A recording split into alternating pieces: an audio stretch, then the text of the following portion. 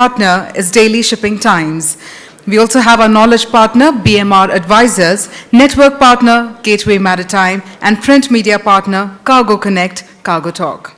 So, ladies and gentlemen, this is a very interesting business session on the customs of tomorrow, a panel discussion comprising the IFCPA panelist members.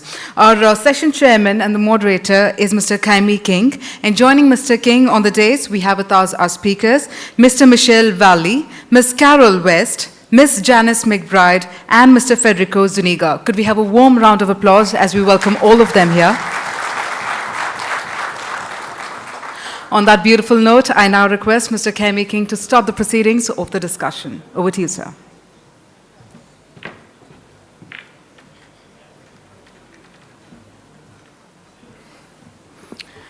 Good afternoon, and thank you for the invitation to be here today. On behalf of the IFCPA, we are delighted to be in New Delhi and get to know many colleagues during this conference.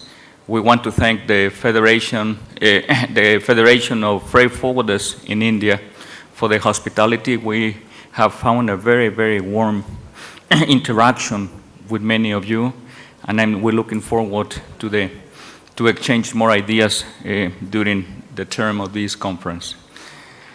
Secondly, let me tell you that I was watching the presentation that preceded this panel. And surprisingly, we found many similarities about the issues that customs brokers face in different parts of the world.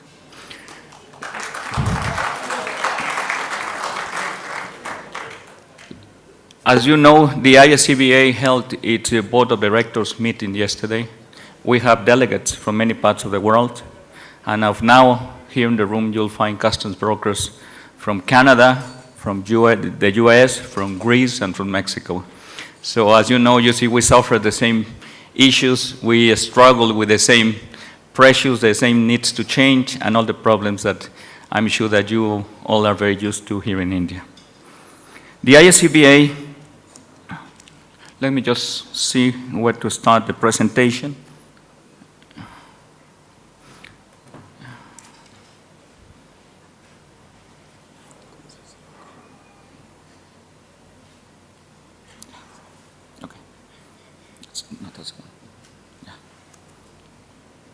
No, that's not the one.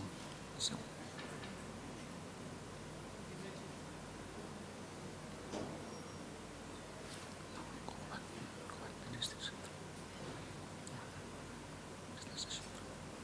Yeah, this one. No.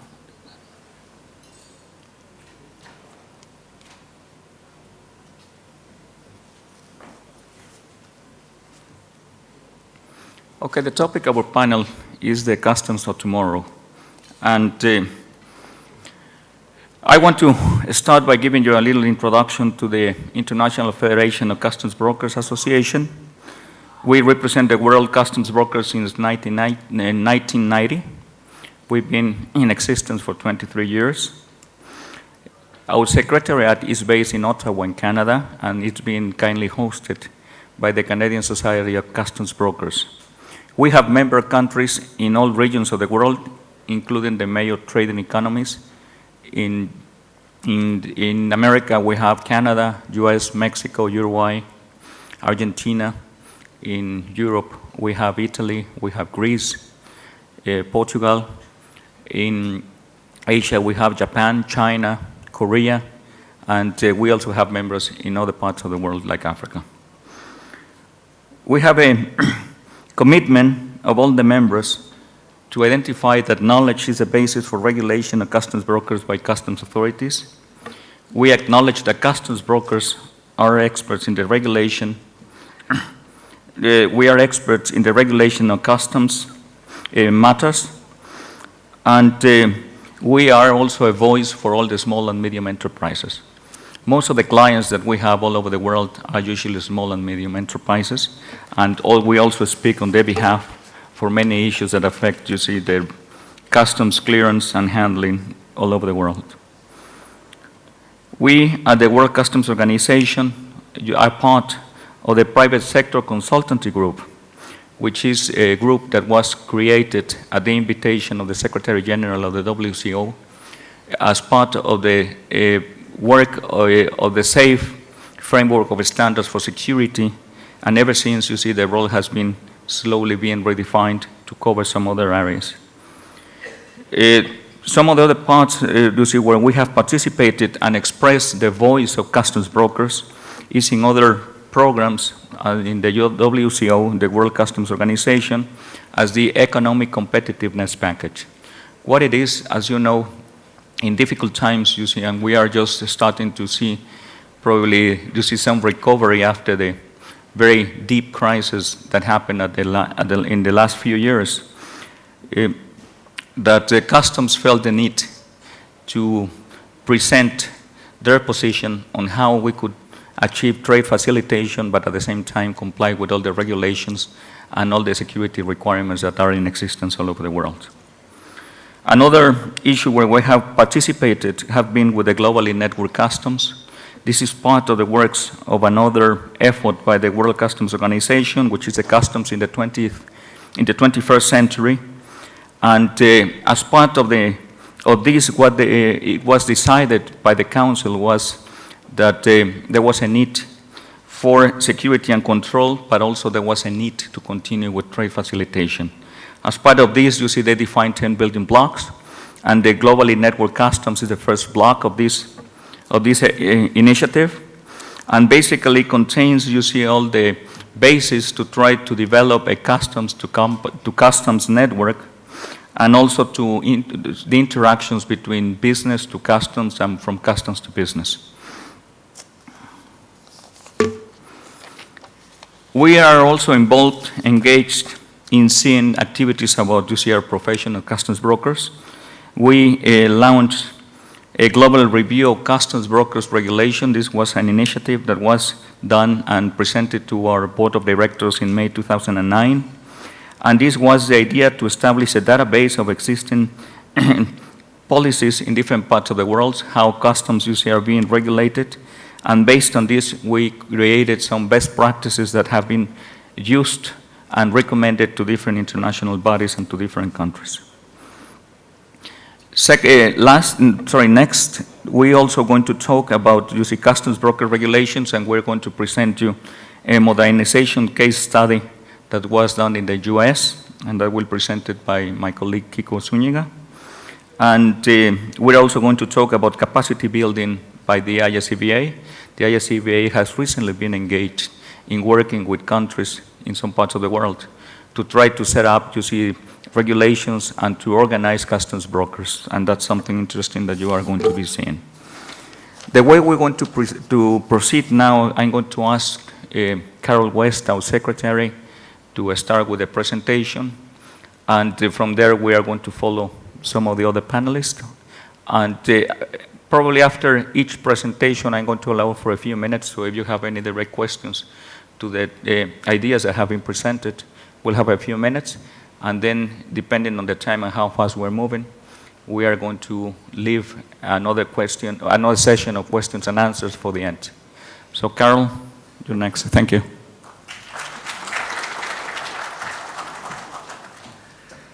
Thank you very much, Jaime, and good afternoon, ladies and gentlemen.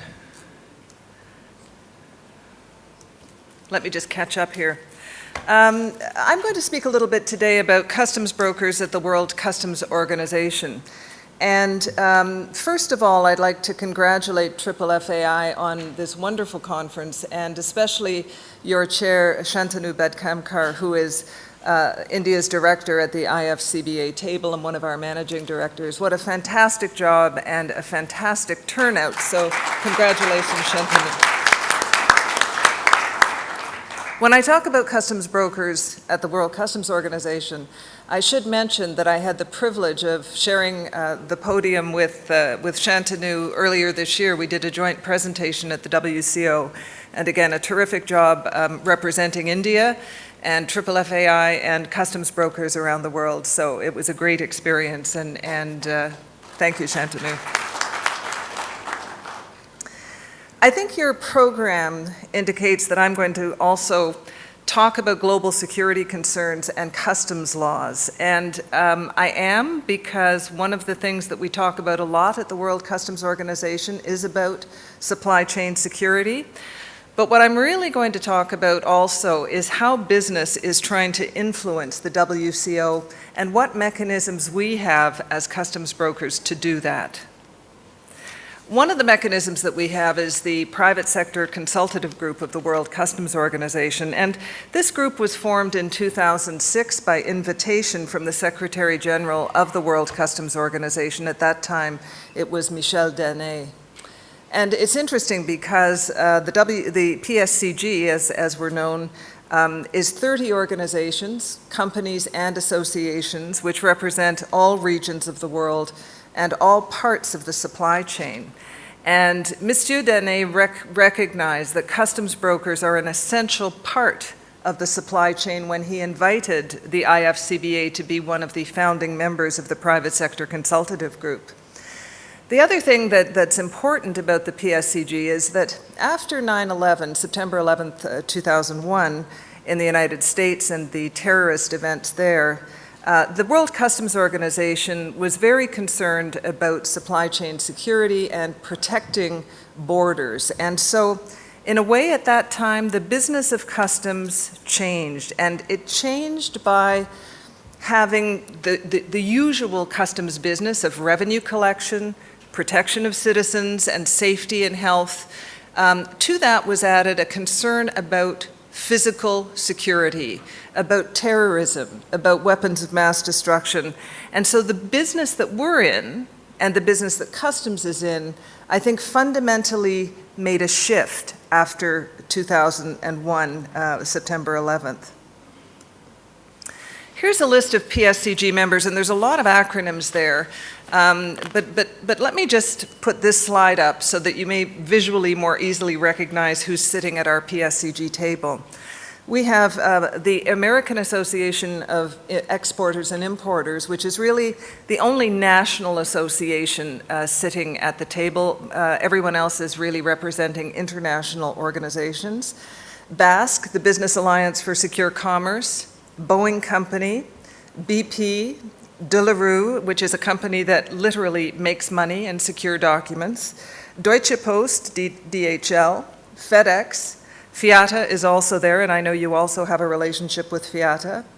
The Fonterra Cooperative Group Limited, which is the largest dairy exporter in the world from New Zealand. General Motors Corporation needs no introduction. The Global Express Association, Hutchison Port Holdings, IATA, IAPH, which is the International Association of Ports and Harbors, IBM Corporation, the ICC, or the International Chamber of Commerce, our own organization, IFCBA. IKEA is one of our newer members, and again, a company that we believe has a really interesting supply chain. The International Road Transport Union, Japan Machinery Center for Trade and Investment, Limited Brands, Microsoft Corporation, Nissan Motor Company Limited, Opora, which is a business association from Russia, Pfizer Global Manufacturing, Pharmaceutical, Procomex, which is an association representing business in Brazil, Samsung Electronics. I was just in the mall and saw a big Samsung display, so I have no doubt that you know Samsung very well in India. SAB Miller, which is our newest company, which is a brewing company that originated in Africa, UPS Asia Pacific region, and the World Shipping Council. So again, a very distinguished group, both individually and corporately, in terms of representing all elements of the supply chain at the private sector consultative group. So I want to talk a little bit about the activities of the PSCG, and I guess I first should say that I was elected chair of the PSCG in 2008. I was re-elected in 2010 and again in 2012. And I mean, you could guess maybe nobody else wanted the job. I'm not sure that that's true, but and when we look at our membership list, one of our representatives on the PSCG, who is more marketing oriented, decided that we fell into three groups. We were makers, we were movers, or we were shakers in terms of the supply chain and international trade. So I think the makers are quite obvious. They're the companies that actually produce things, make things. The movers are the companies that ship things and get things from one place to another. And I think as customs brokers, we fall into the shakers category, and that really is about facilitation. And I think that's what we do and the value that we add to the other companies around the table. I should also say that the group makers, those manufacturers of stuff, had more than $1.2 trillion in revenue in 2012. So again, you can see the influence of this group globally in terms of its footprint of the PSCG. We also know that many of the PSCG members do business in more than 100 countries of the world. And from that slide with the member list, you know that many of them are in fact very active here in India. And several of our members do business in more than 150 countries of the world. In fact, they'd probably say that they do business everywhere that they are legally permitted to do business, where there aren't embargoes or other issues that prevent them from doing business. So again, a huge and impressive group of companies and associations. Now, one of the criticisms of the PSCG is that it only represents large global business, and that the SME sector, which is so important and which Shantanu talked so eloquently about in our presentation to the WCO, that the SME sector really isn't represented. And I guess I'd argue that customs brokers absolutely represent the SME sector. Many of our members are SMEs yourselves and in my country. And in fact, our clients are often SMEs. So I think that, again, through the customs brokers, we can say that the SME sector is indeed represented. As well as us representing SMEs, I mean, there's also the truth that large global business has extensive relationships and networks with SMEs, whether it's suppliers, customers, distributors, service providers, business partners. So again, even though the companies at the PSCG table look like such large global enterprises, we are always conscious of the SME sector in terms of impacts of regulation and change in the customs world. I mentioned that where we started with the PSCG when we were formed was really right after the World Customs Organization had developed the safe framework of standards for security. And again, the WCO spent several years doing this. And I guess I should also say that no customs administration in the world today develops regulations and laws and policies independent of what the World Customs Organization is doing. So my message about that is that we are all consistently in this together. I mean, Jaime talked about the global community of customs brokers, but I can also say that there is an increasingly global fraternity of customs administrations. So that when customs administrations are looking at how to do something, whether it's AEO program, which I know you have here, whether it's other kinds of things, they're looking for international instruments, international guidance, international best practices to implement in their own countries. So that's important to recognize as well. So when we first sat at the PSCG table, we were very concerned about implementation, driving implementation of the safe framework of standards. The reason we were very supportive of this was that we felt that the companies and service providers and others who were low risk should have facilitated procedures. And that would then allow customs to focus on those who were higher risk or unknown risk. So that was the premise that we started with, was really to assist customs administrations in driving the implementation of the safe framework of standards. Because of that, from the very beginning, we had a very strong role to play as PSCG members in the WCO SAFE Working Group. Now, the SAFE Working Group meets twice each year. It recently met in April. It's meeting again in October. I act as the co-chair of the SAFE Working Group at the WCO, and all of our PSCG members are actively engaged with the work of the SAFE Working Group. One of the questions that we were asked early on when we were thinking about AEO programs and what that would give business and what that would give customs brokers was, what is it that business wants? Because we said we don't want to invest in these supply chain security programs without getting a benefit in return. So we did a lot of work. All of those groups around the table, we operate by consensus, so we don't put positions forward that everyone doesn't agree with. So again, we did a lot of work on reaching agreement on what we called AEO benefits. And this should provide guidance to every customs administration in the world when they're thinking about implementing AEO programs. We started off by saying that the most important thing for business was mutual recognition of AEO status by customs administration. So that would mean if you're approved as an AEO in India or you're approved as an AEO in Europe, you should have other countries recognize that status and the value of that status, and you should get similar benefits for participation in the programs of different countries. So that was really important to us, and I'll talk a little bit more about that in just a moment. We also talked about the expedited processing and release of shipments supported by regular time required for release studies. I mean, the World Customs Organization does a lot of these kinds of studies in terms of benchmarking where release times are. We felt that, again, AEOs should have expedited release processes, and that should be reflected through some empirical information and studies. We also thought that AEOs, who are trusted traders after all, should have financial guarantee waivers, reductions, or rebates. If they're trusted, why should they have to meet the same financial obligations and requirements of every other trader in a country? We also had asked for notification of intention to release prior to goods arrival, which really is pre-clearance. And I know that even in my own country, which has quite effective processes for release of goods, that's really a wish that isn't going to happen, because although they may process in advance for risk management and targeting purposes, they will never tell the trader that the goods have been released until the goods actually arrive.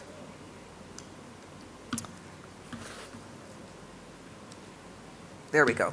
The other thing we wanted was pre-qualification of AEO traders for simplified procedures, including possibilities of a single-step process or a two-step process for release and clearance purposes according to the importer's preferences. So again, we wanted the importer's status and the importer's recognition as a trusted trader to be in place in the sense of pre-qualification for simplified procedures.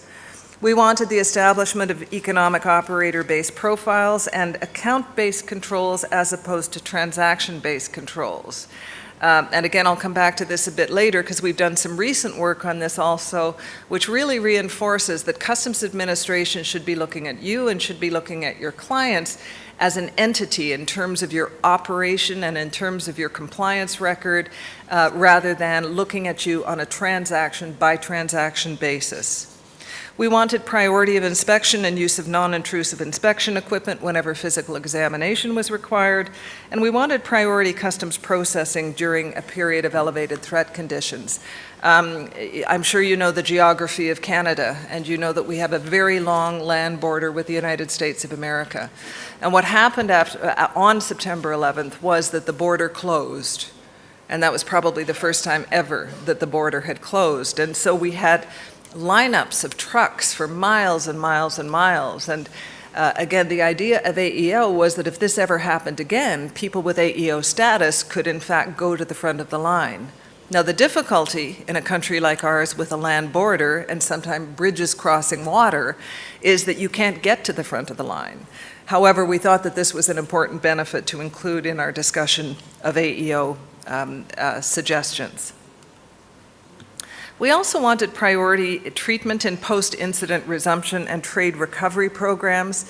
Although at the time we were really thinking of incidents that, again, disrupted the supply chain where customs might not be accessible or available, I think it also relates to the third point on this slide, which is self-assessment when customs automated systems are not functioning. So again, we wanted that AEO status recognized.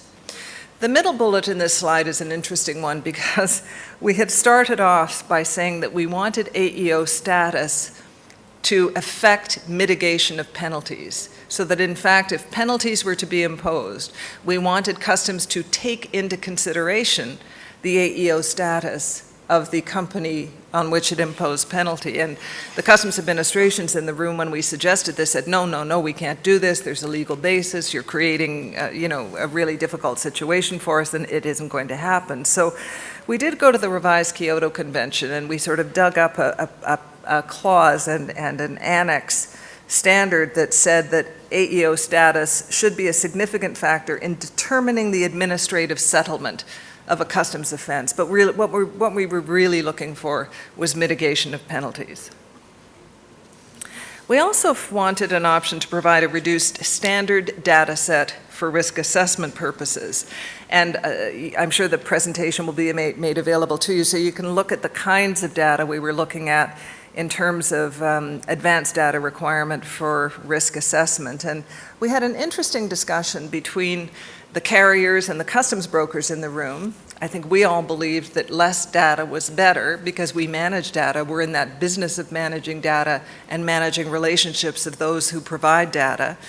But the importers in the room said, it's not so much that we need fewer data elements, but what we really want to see are the same data elements from country to country. So we'd rather have consistency in the number than different data sets for every country in which we do business, keeping in mind that figure I gave you earlier that many of our PSCG members do business in more than 100 countries.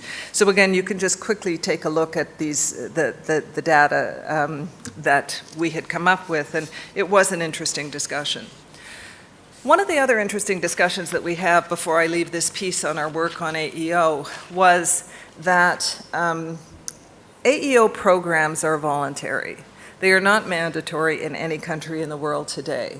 However, for customs brokers, they almost become mandatory. Because if clients are looking to you to provide service and they're looking at building a secure supply chain, they really are looking at you having AEO status, the carrier having AEO status, their warehouse operator having AEO status. So in essence, although the programs may be voluntary for the importer, we'd suggest that they really almost become mandatory for the customs broker when he's providing services to trade. I should say that, again, on the PSCG, I chair the PSCG, and we have a couple of other delegates, and Michel Vallee is one of them, Jaime King is another, that attend the PSCG meetings with me. So if you have any questions at the end of this, I'm sure that the three of us could be able to respond to them. To get back to what I said about AEO mutual recognition becoming our first priority early on, right now, the World Customs Organization has decided that there's a lot of chatter about mutual recognition agreements, and many have been signed between customs administrations, but there's no real evidence of the benefit of mutual recognition arrangements. So there's a study and a survey that's underway right now led by the World Customs Organization, the Korean Customs Service, the China Customs Service, on the perception of benefits not only granted to AEO but to non-AEO, and it's quite an interesting survey. Now, the survey participants are these countries, and I see that India isn't on this list, but there are many other countries on this list with whom you do business, I know. And so, again, these are the participants and these are the programs which really will be measured in terms of the benefits through mutual recognition in the AEO programs. So the purpose of this is really to understand the need for AEO certification, to really look at the expected and actual benefits, look at the effects on business relations in terms of the AEO mutual recognition, to understand the level of awareness of AEO MRA. I mean, do people know about this? What's the point? Expected and actual benefits once AEOs have mutual recognition status, and the expected effects to expand the benefits of AEO MRA. Now, I've never been in a room with business people when I ask the question whether, number one, they get benefits from AEO programs. Really, I have never been in a room where the answer has been overwhelmingly positive.